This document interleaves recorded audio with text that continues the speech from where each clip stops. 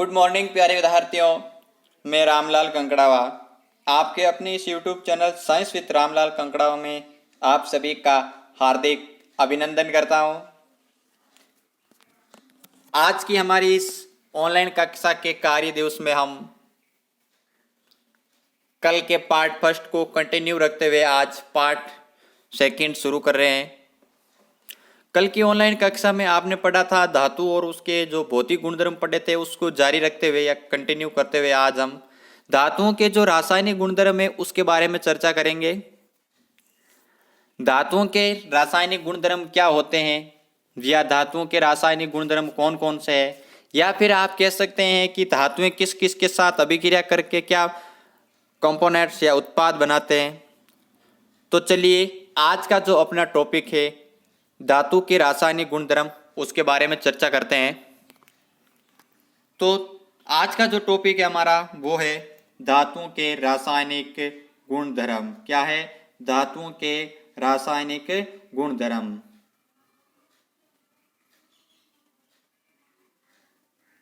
धातु के रासायनिक गुण। विद्यार्थियों एक दो दिन थोड़ा मेरी हैंडराइटिंग को ज़्यादा गौर से मत देखिएगा, आप कंसेप्ट समझिए, मेरी वॉइस को पकड़िए, उसको दिमाग में बिठाइए। जो हैंडराइटिंग है वो एक दो दिन में अपने आप सुधर जाएगी, ठीक है। तो जो अपना टॉपिक है वो है धातुओं के रासायनिक गुणधर्म। अब एक बात रासायनिक गुण को समझने के लिए आप यहाँ से देख लीजिए। आपने नाम सुना भौतिक गुणधर्म और रासायनिक गुणधर्म, वैसे ही आपने सुना भौतिक परिवर्तन और रासायनिक परिवर्तन। हम पढ़ रहे हैं रासायनिक गुणधर्म। तो रासायनिक गुणधर्म अर्थात रासायनिक परिवर्तन का मतलब है कि किसी धातु या किसी पदार्थ के रासायनिक गुण बदल जाना, अर्थात उसका नया पदार्थ बनना या नया उत्पाद बनना, यह होता है आपका रासायनिक परिवर्तन या रासायनिक गुणधर्म।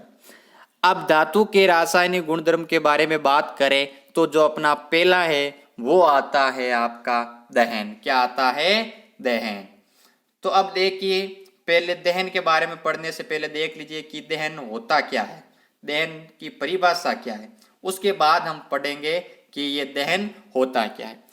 तो दहन से अभिप्राय है कि किसी भी पदार्थ को जब हम वायु की उपस्थिति में जलाते हैं, किसकी उपस्थिति में? वायु की उपस्थिति में, ऑक्सीजन की उपस्थिति में जलाते हैं, तो जो ये प्रक्रिया संपन्न होती है ये प्रक्रिया आपकी क्या कहलाती है? दहन कहलाती है। अब दहन के बारे में और देखिए कि किसी भी पदार्थ का, किसी भी धातु का दहन करने के लिए क्या आवश्यक होती है? ऑक्सीजन आवश्यक होती है। क्या होती है? ऑक्सीजन आवश्यक होती है, ठीक है। तो ये होता है दहन, यानी कि वायु की उपस्थिति में किसी पदार्थ को जलने या किसी पदार्थ को जलाने की जो प्रक्रिया होती है वो क्या कहलाती है? दहन कहलाती है। अब देखिए दहन की प्रक्रिया में क्या होता है। दहन करने के साथ साथ क्या होना चाहिए? ऑक्सीजन होनी चाहिए। क्या होनी चाहिए? ऑक्सीजन। अब अगर आप किसी पदार्थ का दहन करते हैं तो उसमें किसकी उपस्थिति होनी चाहिए? ऑक्सीजन की उपस्थिति होनी चाहिए, तभी दहन क्या होता है? संभव होता है। अब हम बात करते हैं दहन होता कैसे है या दहन के बारे में जानकारी, ठीक है।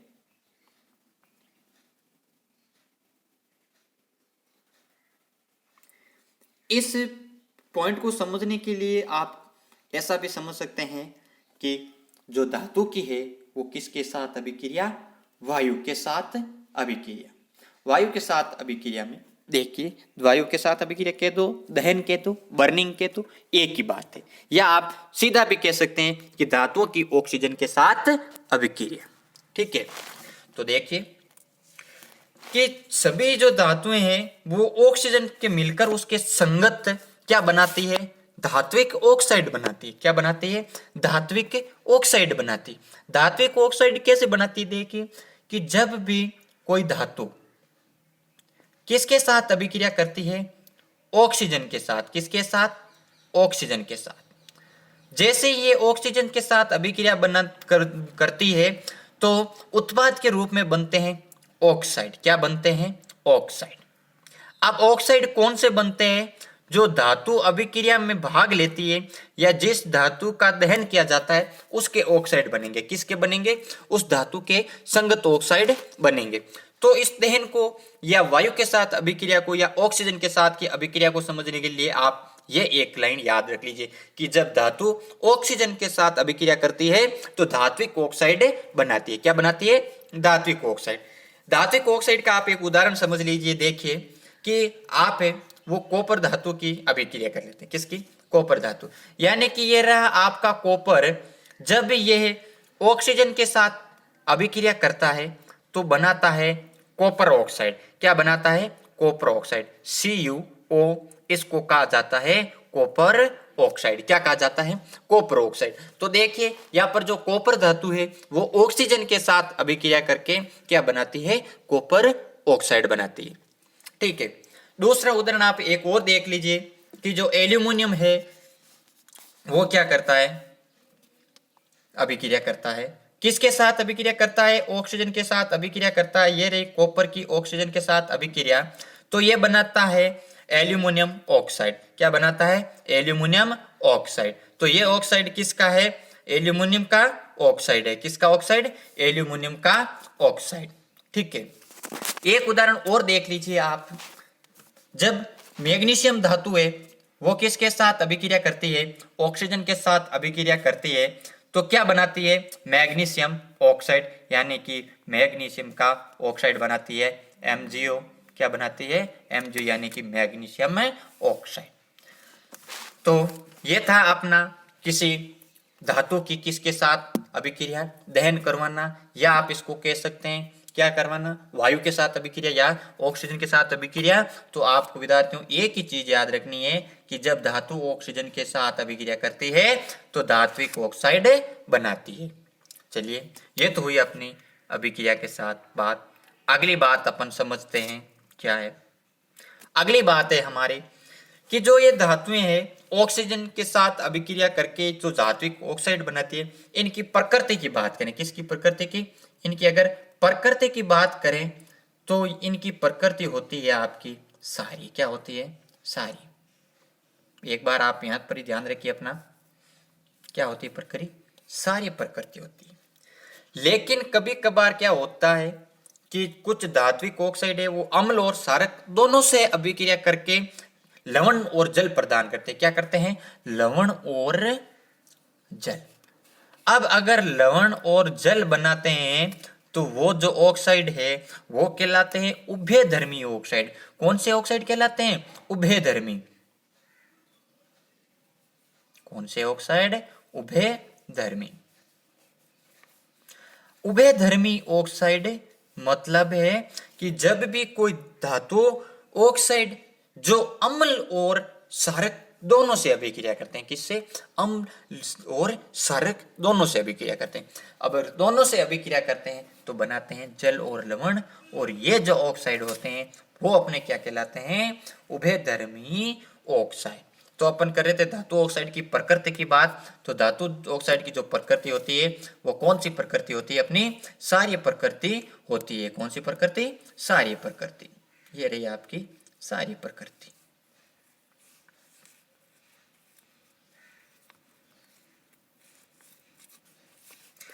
अब जो एल्यूमिनियम ऑक्साइड है, जिंक ऑक्साइड, ये जो दो तीन धातु ऑक्साइड है वो अम्लीय और क्षारकीय दोनों प्रकार की प्रकृति रखते हैं। क्या करते हैं? दोनों प्रकार की प्रकृति रखते हैं।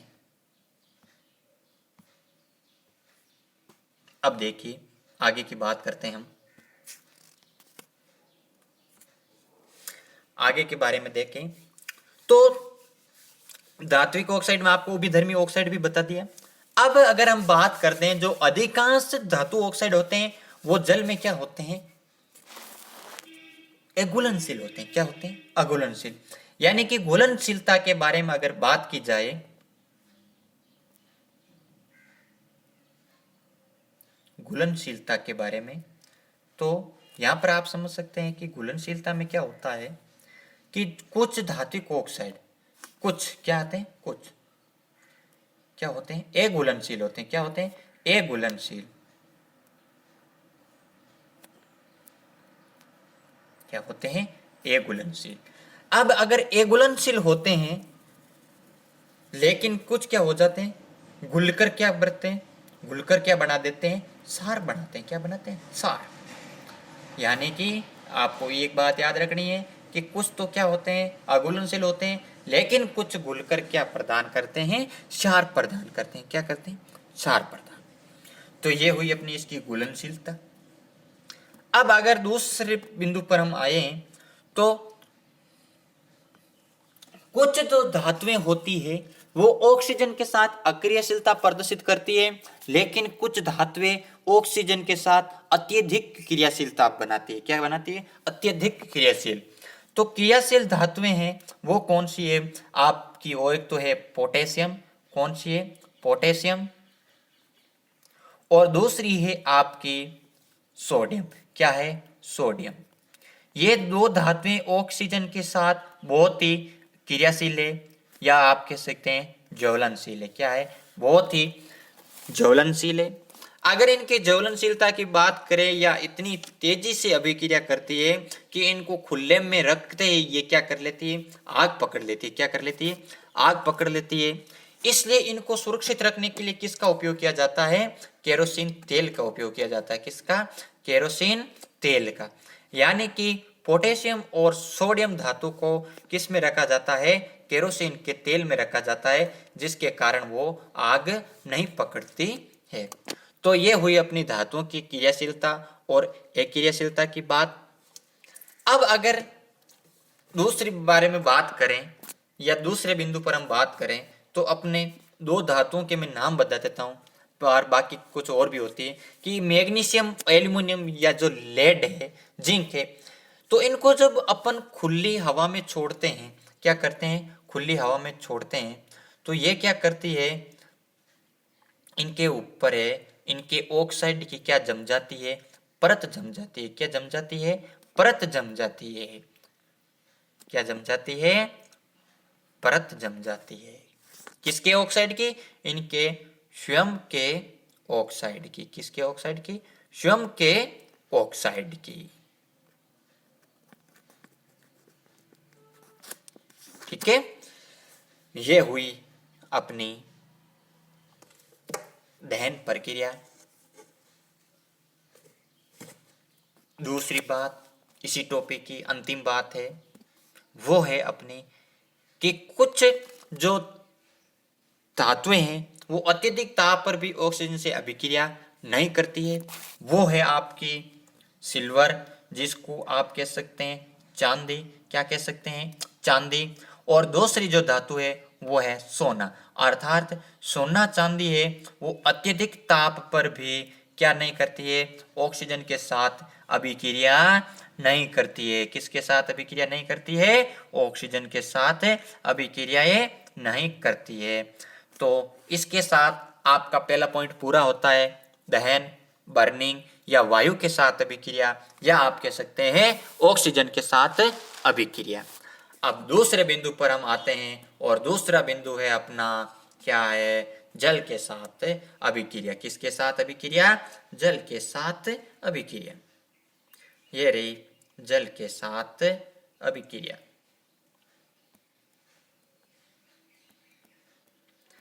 अब अगर जल के साथ अभिक्रिया की बात करें हम, तो जो धातुएं हैं, जो मेटल्स है, वो जल के साथ अभिक्रिया करके क्या बनाती हैं? कौन सी गैस उत्पन्न करती है? तो उसके बारे में देखते हैं। तो सीधी सी एक बात आपको पहले याद रख लेनी है कि जो धातु है, ये रही आपकी धातु, किसके साथ अभिक्रिया करती है? ये रहे आपकी जल के साथ अभिक्रिया, तो जल के साथ अभिक्रिया करती है। ये इसने आपकी जल के साथ अभिक्रिया कर ली। अब जल के साथ अभिक्रिया करती है तो ये आपकी बनाती है क्या? हाइड्रोक्साइड। क्या बनाती है?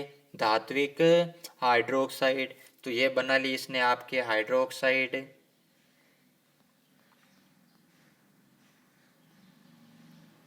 और हाइड्रोक्साइड के साथ साथ कौन सी गैस बनाती है? वो है आपकी गैस हाइड्रोजन गैस। कौन सी गैस? ये रही आपकी हाइड्रोजन गैस। यानी कि जब कोई धातु जल के साथ अभिक्रिया करती है तो क्या बनाती है, धात्विक हाइड्रोक्साइड और हाइड्रोजन गैस उत्पन्न करती है। अब अगर हम बात करें तो जल से अभिक्रिया करके धातुएं हाइड्रोजन गैस तथा धातु ऑक्साइड उत्पन्न करती है। तो धातु ऑक्साइड है वो जल में घुलनशील होते हैं। क्या होते हैं, जल में घुलनशील होते हैं और जल में घुलकर वो क्या बना देते हैं, धात्विक हाइड्रोक्साइड। अब अगर इसकी अभिक्रिया के बारे में बात करें तो आप उदाहरण देख लीजिए, इसके एग्जाम्पल देख लीजिए।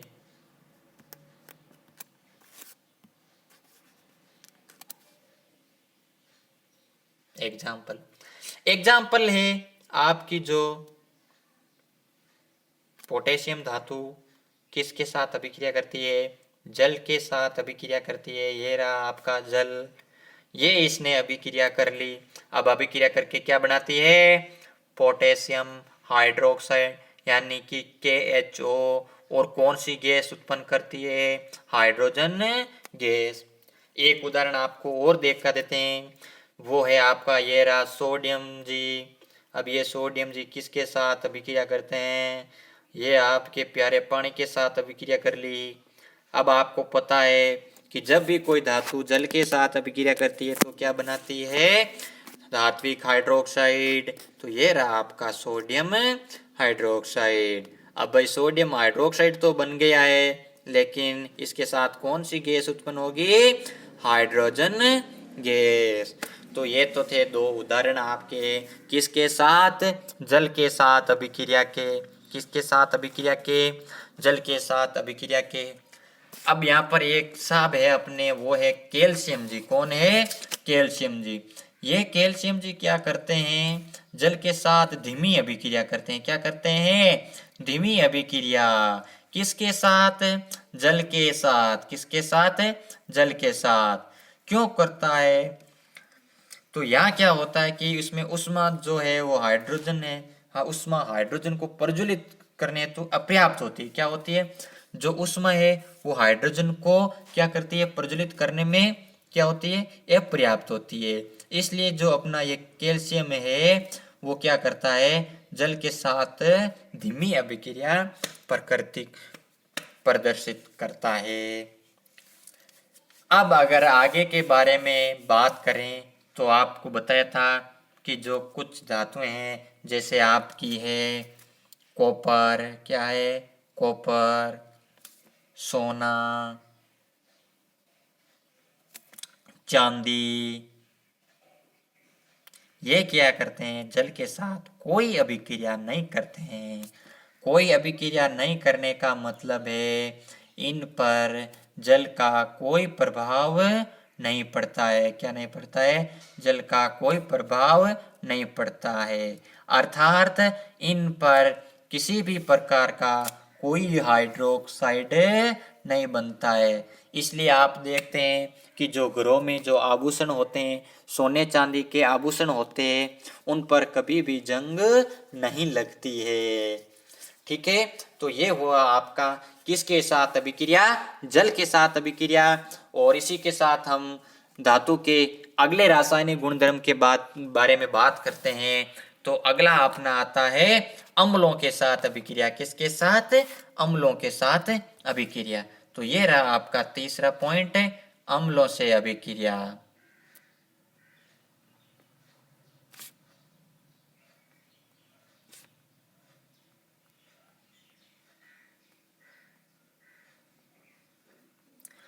अम्लों से अभिक्रिया के बारे में बात की जाए तो याद रखने के लिए विद्यार्थियों आप सीधा सा एक लाइन याद रख लीजिए कि जो धातु होती है ये रही आपकी धातु,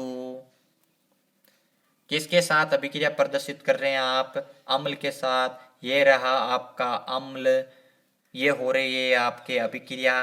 तो ये बनाता है लवण और हाइड्रोजन गैस, यानी कि हाइड्रोजन गैस और क्या बनाते हैं, लवण। कब बनते हैं, जब कोई धातु किससे अभिक्रिया करती है, अम्ल से अभिक्रिया करती है। अब आप देखिए कि जो नाइट्रिक अम्ल से धातुएं अभिक्रिया करती है यानी कि आप सीधा कह सकते हैं कि जब कोई धातु, क्या, जब कोई धातु कौन से अम्ल के साथ, नाइट्रिक अम्ल के साथ, यानी कि HNO3, जब HNO3 से अभिक्रिया करती है तो हाइड्रोजन गैस नहीं बनाती है। क्यों नहीं बनाती है, उसका क्या कारण है, उसका कारण आप यहां समझिए। आपको प्रश्न पूछ लिया, चलो मैं पूछ ही लेता हूं, पूछ लिया क्या, पूछ ही लेते हैं, पूछने में क्या जाता अपना है। तो प्रश्न ये है कि जो धातुएं हैं वो नाइट्रिक अम्ल के साथ अभिक्रिया करके हाइड्रोजन गैस नहीं उत्सर्जित करती है, क्यों। तो इसका आपका क्यों का क्योंकि क्या है, इस क्यों का क्योंकि है कि ये जो HNO3 होता है, क्या होता है, HNO3 वो होता है एक प्रबल ऑक्सीकारक, क्या होता है, प्रबल ऑक्सीकारक। ये हो गया भाई, चलो आपका प्रबल ऑक्सीकारक के साथ, प्रबल ऑक्सीकारक तो हो गया, लेकिन कारण तो बताओ, इतना ही थोड़ा ही लिखेंगे कि प्रबल ऑक्सीकारक। तो प्रबल ऑक्सीकारक होने के कारण ये क्या करता है कि जो आपकी हाइड्रोजन गैस बनती है, क्या बनती है, जो हाइड्रोजन गैस, इस हाइड्रोजन गैस को ये क्या कर देता है, जल में ऑक्सीकृत, किस में ऑक्सीकृत, जल में ऑक्सीकृत। ये रहा आपका जल में ऑक्सीकृत हो गया, क्या हो गया, जल में ऑक्सीकृत। तो जो हाइड्रोजन थी वो किस में ऑक्सीकृत हो गई, जल में ऑक्सीकृत, और जल में तो ऑक्सीकृत हो गई, और जो खुद HNO3 था, क्या था, HNO3 नाइट्रिक अम्ल, वो किस में हो जाता है, नाइट्रोजन के ऑक्साइडों में अवशोषित, किस में हो जाता है, अपचयित हो जाता है, नाइट्रोजन के ऑक्साइड।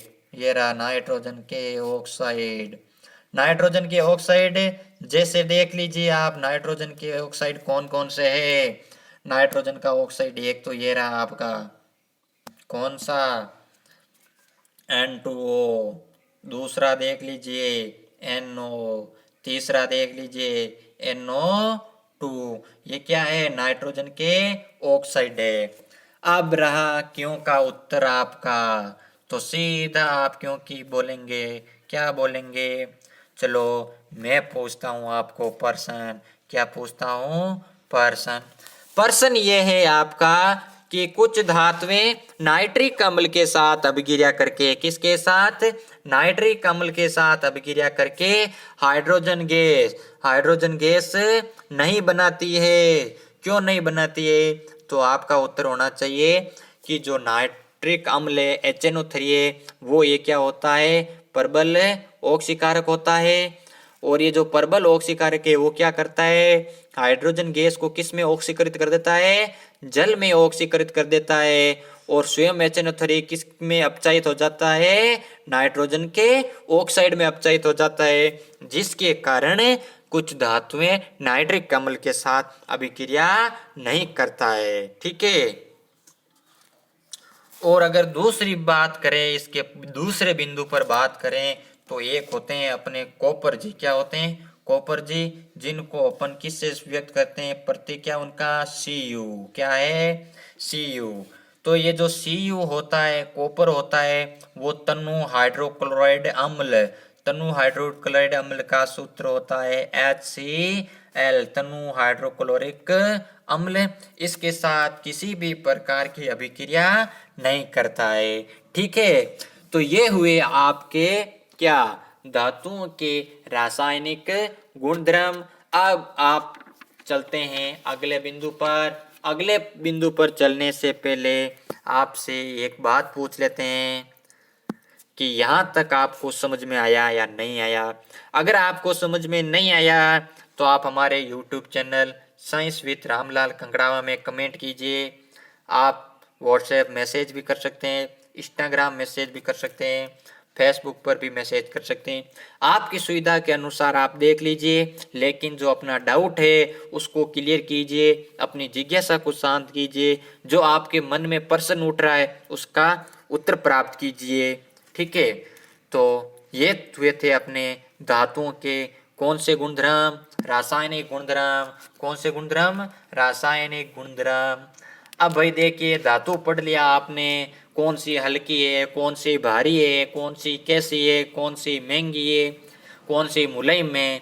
उसके बाद आपने पढ़ लिए इसके भौतिक गुणधर्म, आपने रासायनिक गुणधर्म भी पढ़ लिए। सब कुछ पढ़ लिया, तो अब आप थोड़ा पढ़ लीजिए धातु के उपयोग। किसके उपयोग? धातु के उपयोग। तो आपकी अगली हेडिंग होगी धातु के उपयोग। ये रहे धातु के उपयोग। यूज ऑफ मेटल्स, धातु के क्या क्या उपयोग है। अगर हम पहले टॉपिक के बारे में बात करें तो पहला बिंदु आपका देख लेते हैं कि भोजन पकाने के जो बर्तन है, क्या है? भोजन बनाने के बर्तन। आप देखते हैं कि जो भोजन बनाने के बर्तन होते हैं वो किसके बनाए जाते हैं? धातु के। अब धातु के बनाने का कारण क्या है? धातु से बनाने का कारण यही है कि ये क्या होते हैं? ऊष्मा के सुचालक। क्या होते हैं? ऊष्मा के चालक। यानी कि जो धात्विक बर्तन होते हैं, जो धातु के बर्तन होते हैं, उसमें ऊष्मा का क्या होता है? संचरण। यानी कि इनमें जैसे ही ऊष्मा का संचरण होता है तो ये उष्मित हो जाते हैं या तप जाते हैं या गर्म हो जाते हैं। इस कारण इसमें भोजन आसानी से पकता है। तो पहला जो उपयोग है वो धातु के बर्तन बनाने में भी किया जाता है। दूसरे उपयोग के बारे में बात करें तो बिजली के उपकरण। ये रहे बिजली के उपकरण। आप देख सकते हैं फ्रिज, कूलर, एसी, टीवी, यानी कि जितने भी विद्युत से चलने वाले उपकरण हैं वो किसके होते हैं? धातु के। तो विद्युत वाहक तार हैं, यानी कि बिजली के तार किसके बने होते हैं? धातु के। क्यों बने होते हैं? क्योंकि धातु में किसका संचरण होता है? विद्युत का। अर्थात जो धातुएं होती है वो किसकी चालक होती है? विद्युत की चालक होती है। विद्युत की चालक होती है, इसलिए तांबे के तारों का उपयोग भी किया जाता है। तीसरी बिंदु के बारे में बात करें तो आपने पढ़ा था रासायनिक गुणधर्म। तो रासायनिक गुणधर्म में क्या होता है कि घरों में जो वर्षा तथा धूप से बचने के लिए जो एल्यूमिनियम के चद्दर है, किसके चद्दर? एल्यूमिनियम के चद्दर। दूसरा है आपके लोहे के चद्र, यानी कि बरसात या धूप से बचने के लिए इनका उपयोग किया जाता है। ये धातु के ही बने होते हैं। तीसरे बात में आते हैं आभूषण। क्या आते हैं? आभूषण। आपको पता है सोने चांदी के आभूषण बनाए जाते हैं। अब सोने चांदी के ही आभूषण क्यों बनाए जाते हैं?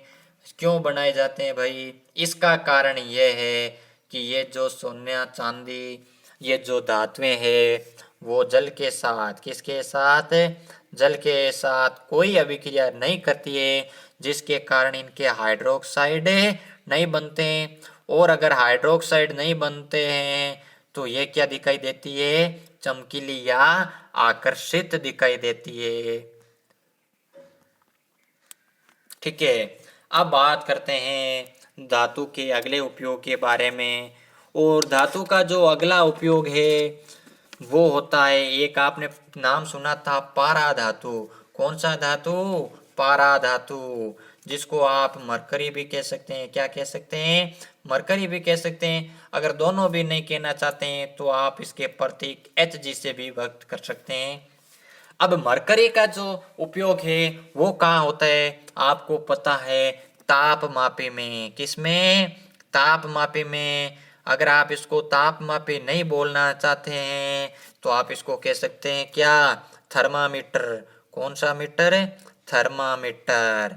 यानी कि शरीर का तापमान मापने के लिए जिस तापमापी या थर्मामीटर का उपयोग किया जाता है वो भी किसकी बनी होती है? धातु की बनी होती है। किसकी बनी होती है? धातु की भी बनी होती है। ये हुई आपकी धातुओं के कुछ उपयोग। अब धातुओं के उपयोग तक